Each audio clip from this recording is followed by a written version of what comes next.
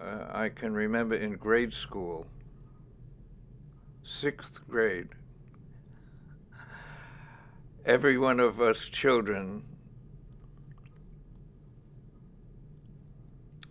designed a page for a book celebrating Rip Van Winkle by Washington Irving, I think, because we lived in New York where he wrote this thing. So I can remember my page. And many years later, I wrote to my 6th grade teacher, because we kept up a correspondence even after I had moved to New York City. And she mentioned, I think, that the book had gone into one of the local county museums or something like that. That was my only childhood effort at drawing. I still don't draw. I'm a scribe. I write calligraphically. I'm too inhibited to draw. I have a very harsh critic up here in my head that says it's not good enough yet. Don't show that to anyone.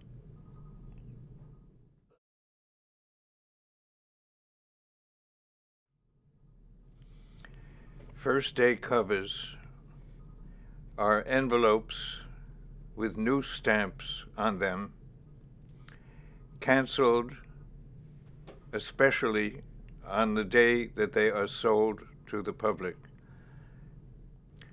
In the United States, stamps are issued in specific cities usually. For instance, if a stamp is sold on the first day in San Francisco, it's usually canceled San Francisco, California, with the date and the inscription, first day of issue. Stamp collectors worldwide are eager to collect these things. They have been bitten by the collecting bug, probably as children, and they eagerly await new stamps canceled first day of issue to add to their collection. I belong to a generation of several hundred centuries ago when children were eager stamp collectors. There was no television, there was only radio, there were movies, but you had to go out to the movie house. But a stamp collection was often a source of pride and joy to the child. My brother had his own collection, and I had mine, and we used to fight horrendously over who would get what stamp and whose was better looking. A lot of competition there. We knew what first day covers were. At the time, for many, many years, at that era, postage was 3 cents, and the stamp was always purple. The 1-cent stamp was always green, and the 2-cent stamp, I think, was red. This was a postal tradition that went back many, many years. And so there were a couple of stamps that were magenta that were hypnotic for me. I think it's when I first began to notice and love that color. Fast forwarding now,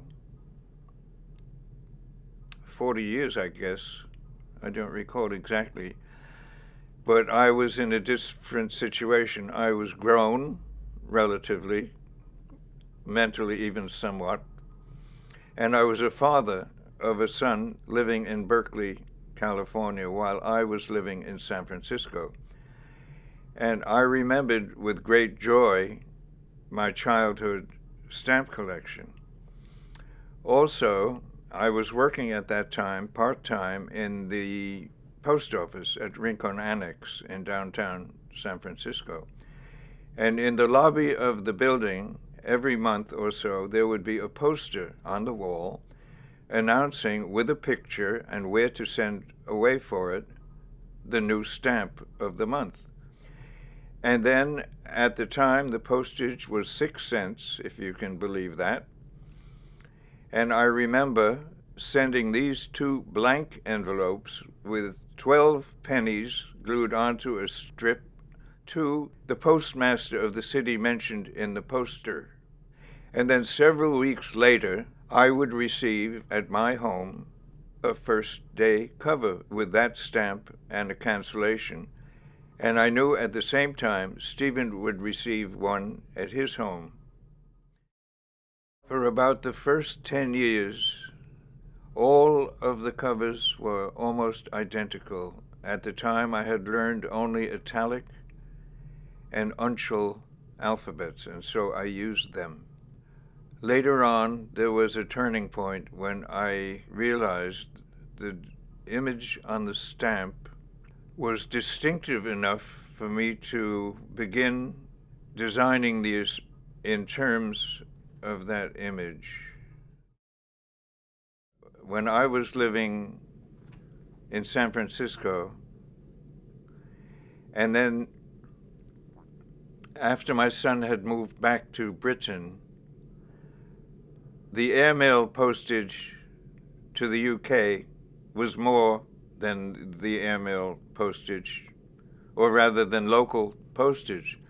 So I would arrange his stamps always in a block of 4 on the upper right-hand corner of the envelope. And I remember a specific issue, the Brooklyn Bridge in 1983. I had my envelope with the single stamp next to his envelope with a block of 4, but his was so much better looking with the block of 4 that from then on I always used a block of 4 on my own envelopes. I had behind me about 10 years of calligraphy lessons, and so I used broad steel pens, once in a while a copperplate pen nib, and I used whatever ink I had. As all of us local calligraphers became more sophisticated, I began using turkey or goose quills after I had learned how to make them. And I had a set of Japanese colored ink sticks, which I would grind on inkstones. I had a separate one. My red ink stick I would grind on a stone reserved for red, etc.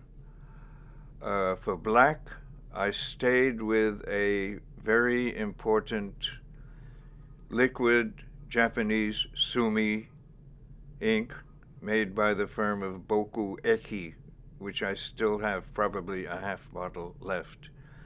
When it came to the exotic colors like gold and silver, I found that real gold and real powdered silver did not work, so I used imitation pan colors for the gold, and for the silver I still have a jar of powdered Pelikan silver ink.